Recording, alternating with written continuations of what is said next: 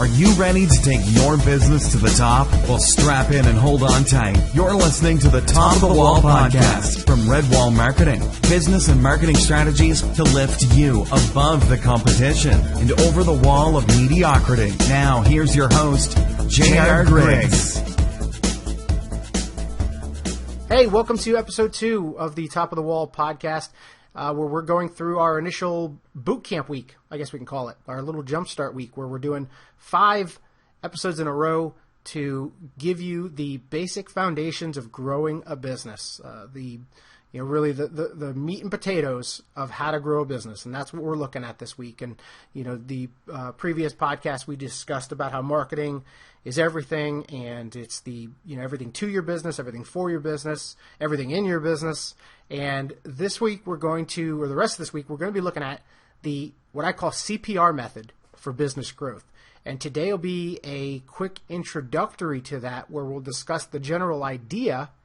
And then in the next few episodes, we're going to look at each method of that CPR method, each little section of it, and we'll go over some ideas for each that you can use right away to jumpstart your business. And with this little foundational lesson in the CPR method, I tell people that, look, this is something you can use to jumpstart your business, revive your business, or thrive it. Doesn't matter where you're at. If it's a dying business, if it's a stagnant business, or if it's a growing business, but you just want to grow it more, these 3 methods are the only way to grow your business. There is no other way than these 3. And that's what we're going to get into. And of course, I'm not the originator of this. I don't know if I could tell you who the originator was of it, because I've heard so many people teach a version of this. But I kind of rebranded it as the CPR method, as just a way to remember it easier, just a way for you to constantly think. If you want to inject life into something, you got to bring something back from the dead, you give it CPR. And that's what we're going to do here. We're going to use this to give your business some life.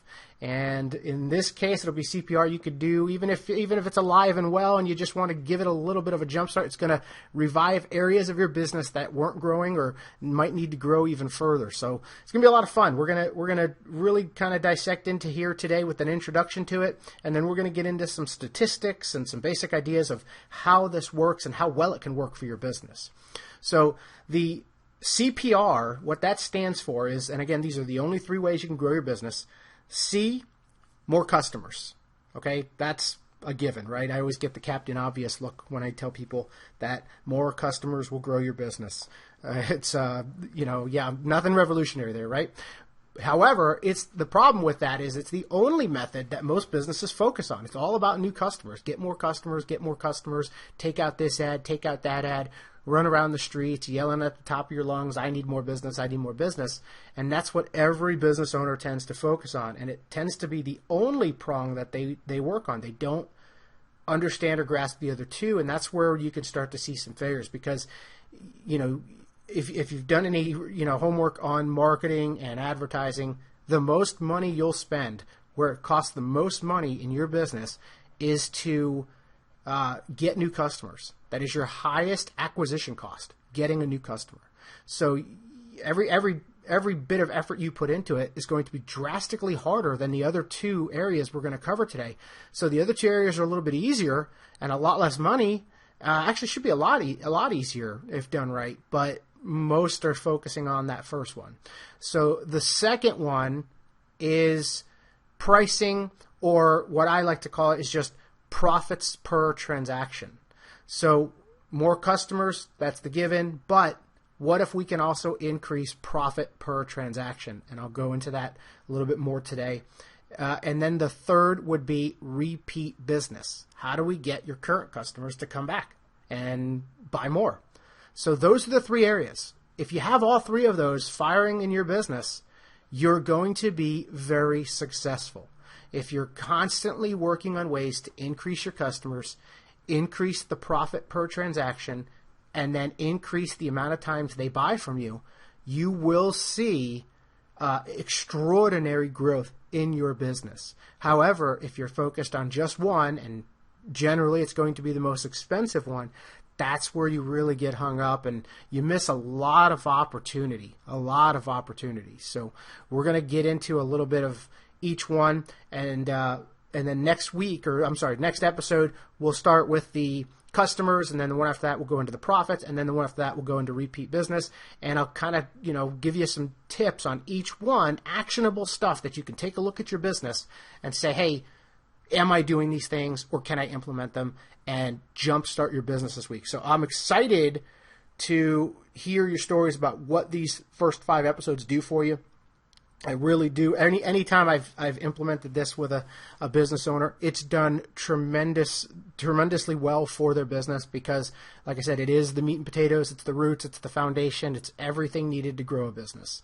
So let's talk about the first one, and getting more customers. Actually, let me back up just a second here because I want to talk about something that this is a philosophy that I got from Jay Abraham. Actually, it's called the Parthenon philosophy, and this is another big point that I go over with business owners, is that typically the average business owner has. I want you to picture a table or a plank, and it's got one leg.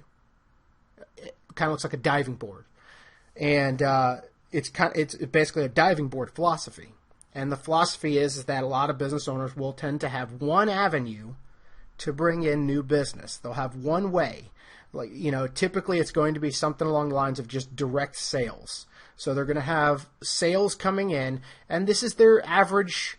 It could be whatever it is they're doing at the time. It could be whatever it is. They're just running some ads, or they're just hoping their sign works. Whatever it is, people are coming in and they're buying, and they're relying on just that. They're waiting for that customer to come in all the time, new customer to come in, or somebody to mention them, or they see the sign, or whatever it is.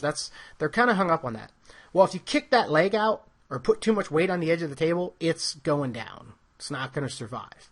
And the idea with the Parthenon philosophy is to have as many legs underneath as possible. So you want to have, if you've got again, picture that long plank kind of shaped like a diving board. If you could add 6 more legs to it, it's not going to topple over, and it's going to handle more weight that you put on it because it's stronger on the foundation. That's what we're going to be building on, and that's what these 3 methods of the CPR, these 3 prongs of the CPR method will do for your business. You want as many channels as you can holding up the business so that if one goes under, the table's not coming down. Or if things start to mount up or costs start to increase or whatever, you've got these different avenues. And here's the other thing. If you've got these different channels bringing in business, it only takes a small increase of each one to drive profits through the roof. You don't need tremendous effort in these areas in order to grow the business because you've got so many coming in, okay? If I've got 10 different hoses running to my pool to fill it, I mean, it's going to fill obviously 10 times faster, but if I just give a little 10% increase to the amount of water coming out of those 10 hoses, it's essentially a 100% increase from just the one hose. It's that much more effective of an increase. So that's what we're going to go over a little bit. And if you can build that Parthenon strategy, if you can have these different methods of bringing in customers, for instance, you've got your direct sales, right? And then what if you could, take those sales and then you get direct sales of people just kind of walking in and people are coming to your business and whatever, walk-bys, right? And then you can add an advertising channel and you can go out and you can run some ads, and then that's going to bring in people. And then maybe you do some direct mail. Maybe you've got if you're a local salon or anything, nearby, or a gym, maybe you start mailing the new move-in lists that the post office provides. And so that starts bringing in some people. And then you create a referral system so that your current customers are out telling other customers, and then they're bringing people in. And then maybe you have some joint ventures that you can do, some other businesses that aren't competitors to you that you could team up with to bring in business. That's another method. In fact, my gym has this new plan where if you're on the next level membership, they've got 2 memberships. They got a basic and then they've got a premium, I guess you can call it. Well, if you're on the premium plan, they give you coupons or they give you a discount. You take your gym membership card, little keychain, to this list of businesses. There's like at least 10 on there already that are nearby, and you're going to get a discount.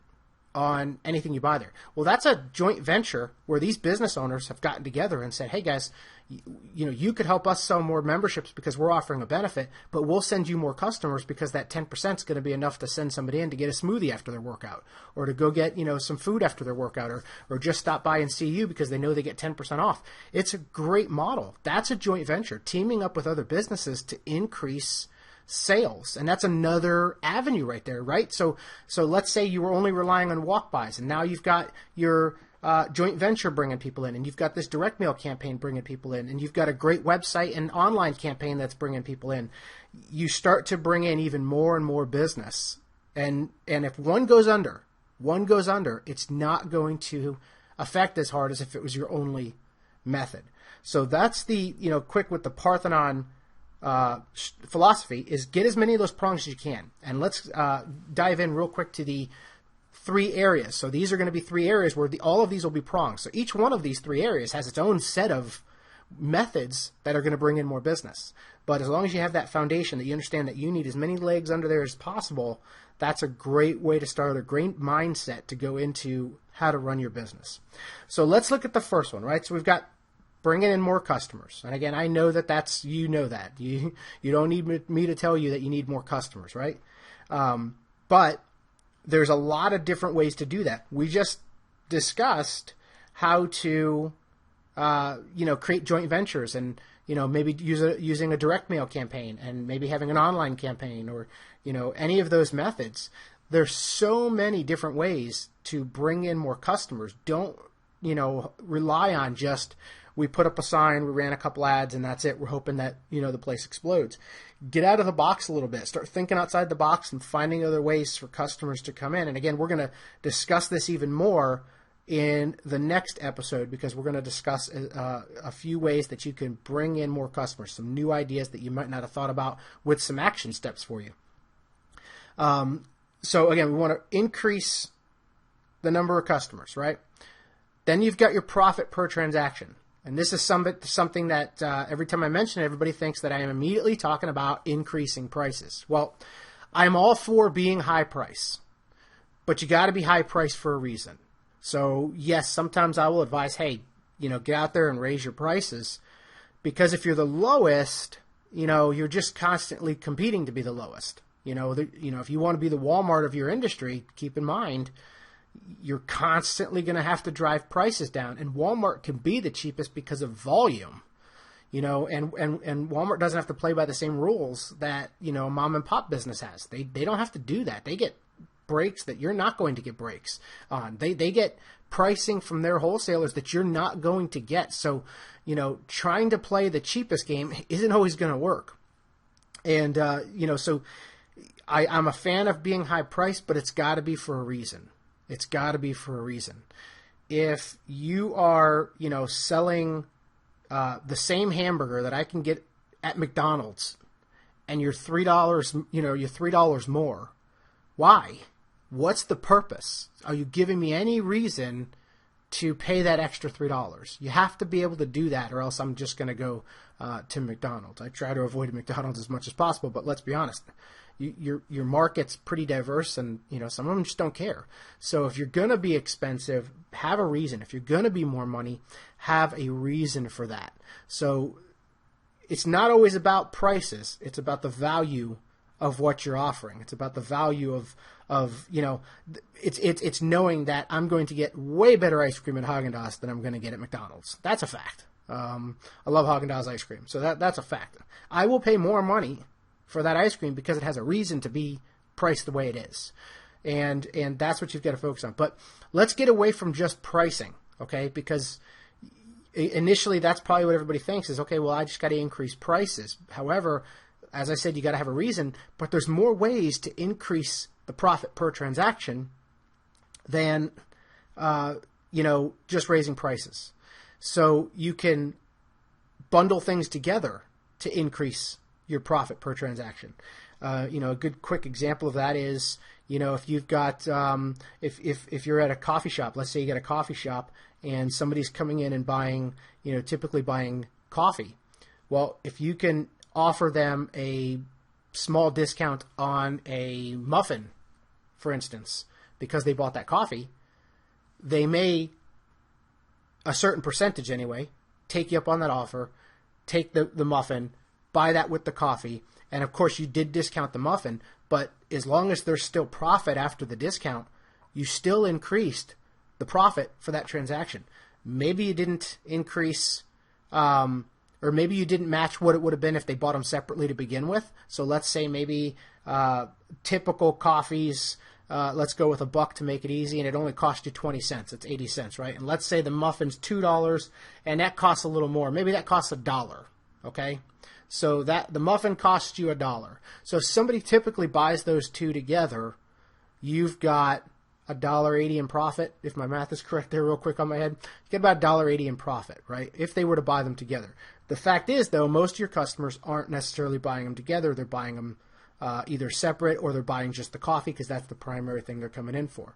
So typically you're getting your 80 cents of profit because they're just buying the coffee. But if you can convince a small portion of your coffee buyers to buy the muffin with the coffee, now you're adding more profit. So if you discount, let's say you discount the muffin 50 cents, okay? So now it's $1.50 for the muffin, $1 for the coffee. They're paying $2.50. Your cost is now $1.20, right? So you still got $1.30 in profit. You still took the transaction from 80 cents profit to $1.30 profit. That's a 50% increase, or more actually. It's more than 50% increase in profit from that one transaction. Is every customer going to do it? No. But that's a good example there. We'll probably I'll go over that method again probably when we go into the profit, because that's one good way to to do that, is bundle your services together. So there's a lot of ways to increase the profit per transaction. A lot of different ways to do that without raising prices. In fact, in that case, we lowered the price but made more money without actually reducing the overall price of the product. We haven't reduced the price at all. We simply bundled it together, created a lower price to the customer for the transaction, but a higher profit because they wouldn't have taken the muffin to begin with. So that's another great area to do that. The third area we're going to look at in the CPR method is repeat business. And this is so critical, so critical. This is something that's missed so often. But that repeat business is your easy money. That's your easy money right there. When somebody takes out their credit card or their wallet and pays you, they are the easiest person to get to pay you again. They've already said yes. You already know they're your perfect market, right? They've identified themselves as your perfect market. They've said, I like this. I'm going to try it. So, we'll talk a lot about in future shows about identifying your target audience, identifying your perfect customer. Well, anybody who's paid you is your perfect customer. I mean, you can't find a better customer than the one that just gave you money. So advertising to them is a lot cheaper because you know they like your product. You have less to sell them. You know they're in your area most likely. You have less convincing to do to get them to come in. So it's a lot cheaper. Whereas if you're trying to advertise to new customers, you're trying to send out this big, email blast or mail blast or advertisement, and you know you're hitting people that aren't your target market. You're hitting people that should be in the area of your market. But if you target directly to your current customers who have already paid, that's going to be your cheapest form of advertising. And it's such a big area that so many business owners will miss, is that market right there. It's huge. It's huge. It's a huge mistake to overlook your current audience that's paid you money. And we'll go over a couple quick ways to do that, but we're going to go more in depth in a separate show. But, repeat customers are the ones who should be getting advertisements and direct offers and direct mail or news or a newsletter or an email subscription or whatever the case may be. However you can get a hold of them, make sure you're grabbing their information, of course, but they should be given the special treatment of, hey, we're having this sale, or hey, we're doing this thing, or hey, you know what, we're having a customer appreciation night, and since you've already been here, we're going to shut down the store, and for an extra 2 hours, everything's going to be 25% off, or whatever the case might be. Advertise to that market. Come up with ways to reach them. Okay, and a great example that I've discussed, I've used this often, is that where I get my oil changed and obviously just like everybody does, but I almost never change my oil at the 3,000 mark. I forget. And that little sticker in the window is always faded before I can, the pen fades right off that thing. It doesn't stay, at least where I get my oil changed, it's not staying. So I often forget, and sometimes I got to look up there and really kind of see when did I get my oil changed, and then I'll go get it done. Well, if the place that I got my oil changed was keeping information on file because I'm a customer, I've already paid money, so clearly I'm in the area. I have a vehicle because I got an oil change. I don't change my oil myself because I went to them to begin with. So by walking in and paying money, I've identified myself to them. I've walked in and said, hey guys, look, I'm your target market. I can afford your service. I prefer your service over changing it myself. I have a vehicle that's useful for your service. I mean, I'm their guy. I am their target market. So as I go in there and I get an oil change, imagine if they were to take my information, put it into a system, and you can't tell how many miles I'm going to drive, but what is it that you always hear when you change your oil? 3 months, 3,000 miles, right? You could certainly send me a reminder somewhere around 2.5 months or 2 months and 3 weeks, anywhere near that 3-month mark, and say, hey, by the way, your oil change time's coming up. Come on in and we'll, to get this discount or this percentage, or you don't even have to offer anything. Just remind me sometimes that I've got an oil change coming up, okay? Or come up with a program, 5th oil change is free, or 5th oil change is half off, or, get XYZ for your 5th oil change, or get a free complete, checkup of your vehicle on your 5th oil change. Whatever whatever works out best for you. The point is I've already identified myself as a target market. Don't leave me hanging. Don't leave me out there for your competition to grab, because you know what? Maybe the first coupon I see for an oil change is the one that makes me go, oh, you know what? I think I got to change my oil. So here's an interesting statistic that I had researched when I was talking to they happen to own a service center. We were looking up how often most people change their oil.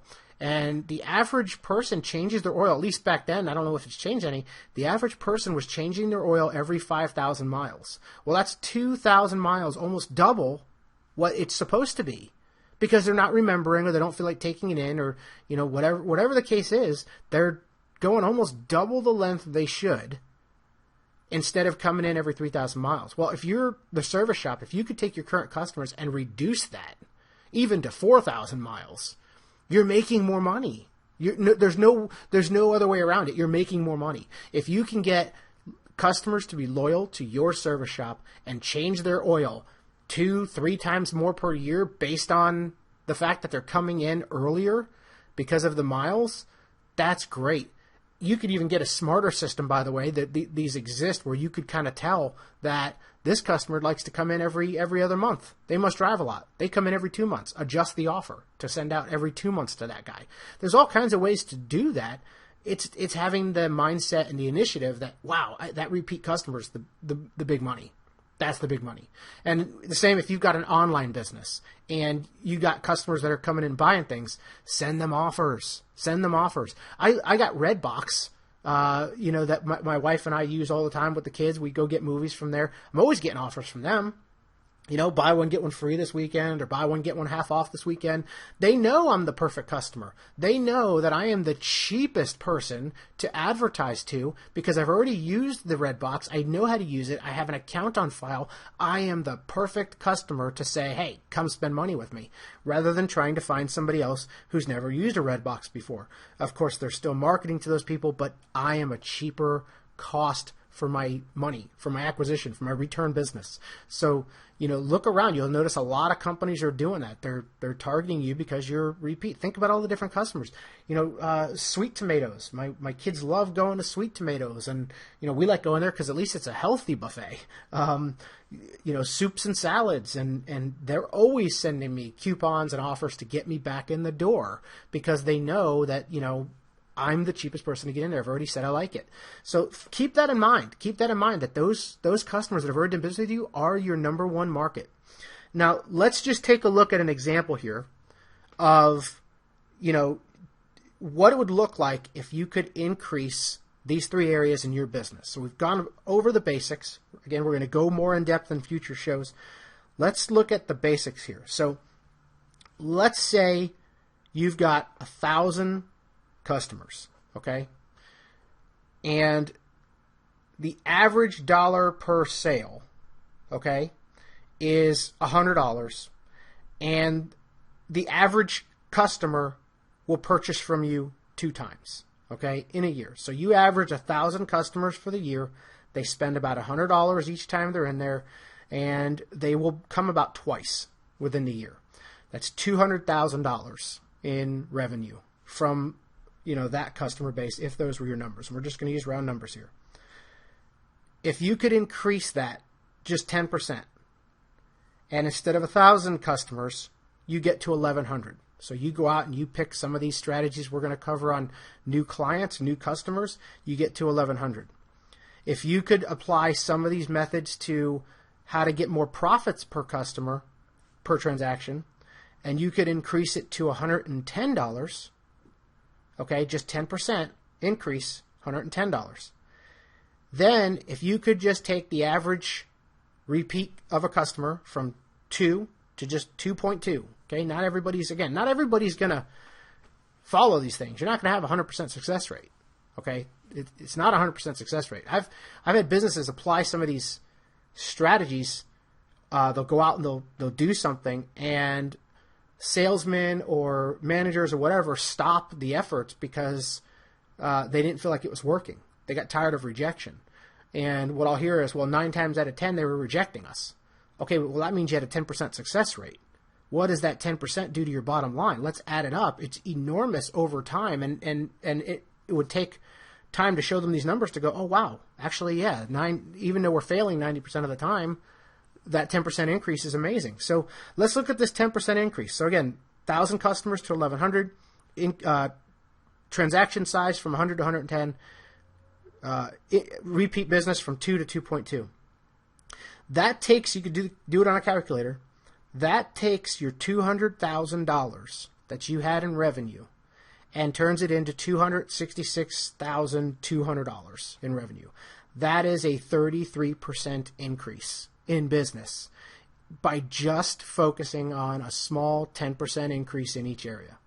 That's an enormous growth for a little bit of effort in each area. That's all it takes. Yeah, you're going to fail 9 times out of 10. It is correct. You go to increase your customers, you're going to fail 9 times out of 10, and your profit per sale 9 times out of 10, and repeat business 9 times out of 10. Sure. But think about what that 10% does for you. Just think about what that's going to do for your business. How would a 33% increase look to your business next year?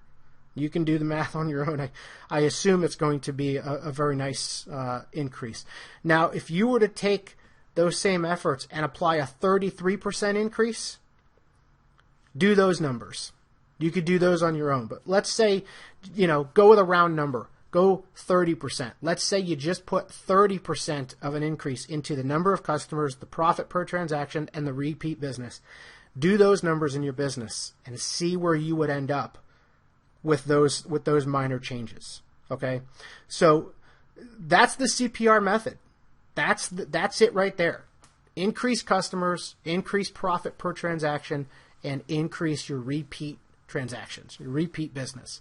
I promise you, if you focus on those 3, you're going to see growth in your business, and you're probably going to see massive growth in your business if you can just focus on just a little bit in each area.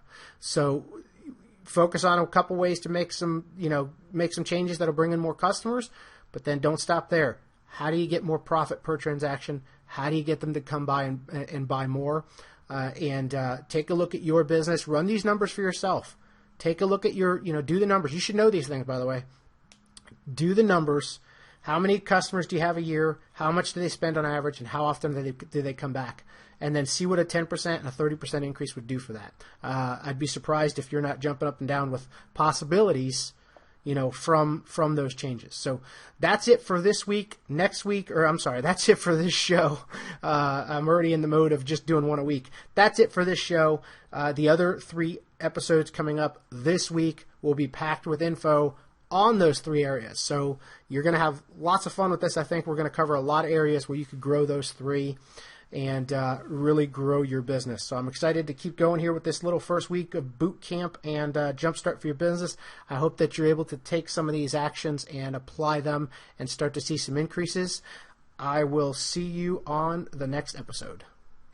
Thanks for listening to the Top of the Wall podcast. If you enjoyed this episode, please leave us a review and subscribe to the channel so you don't miss any of the great episodes coming up for you. For more resources and tools to take your business to the top, visit redwallmarketing.com.